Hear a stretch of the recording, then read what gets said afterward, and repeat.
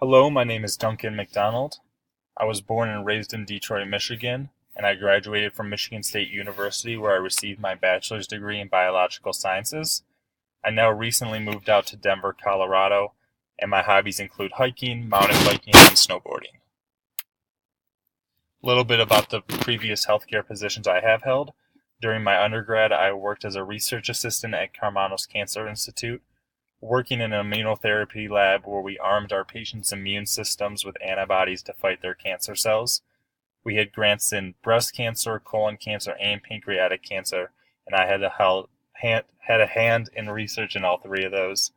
And then right after graduation, I received my EMT license and have been working as an EMT both in an ER as an ER tech and on the road in an ambulance ever since then.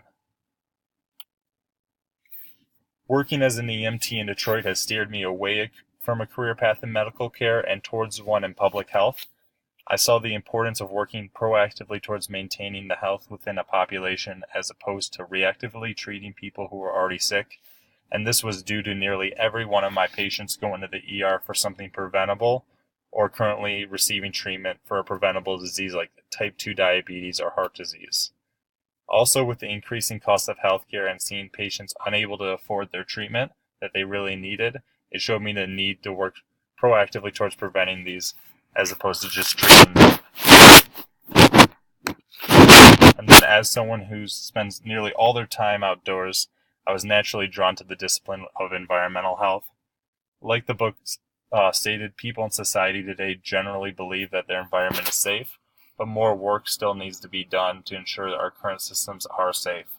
Just recently in Flint, Michigan, corroded pipes leaked into the water, and for months before it was discovered, many of the lead was leaking into the water, and many of the residents, including children, had high levels of lead in their blood, which all this could have been prevented with the proper assessment of the water quality, the policies in place to ensure the water was being tested frequently enough, and the government assuring that these protocols were being followed.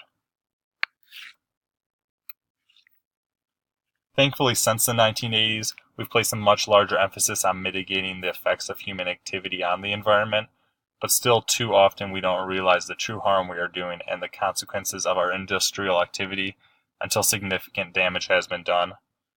Also, since the workers working in these plants are exposed to much larger amounts of specific chemicals when they are working than the majority of the population is in everyday life, it's important that we have someone within companies dedicated to watching out for the best interests of these workers and keeping them safe.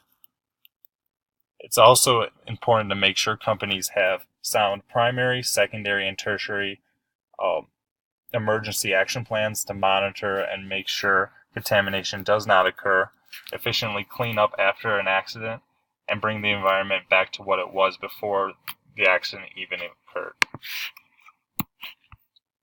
And then through this program, I intend to gain the skills I need to advance in a career of corporate environmental management.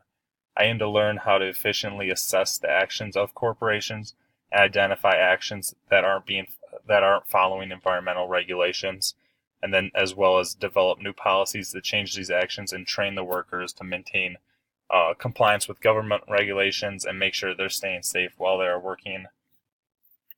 And those are my goals within the field. Thank you.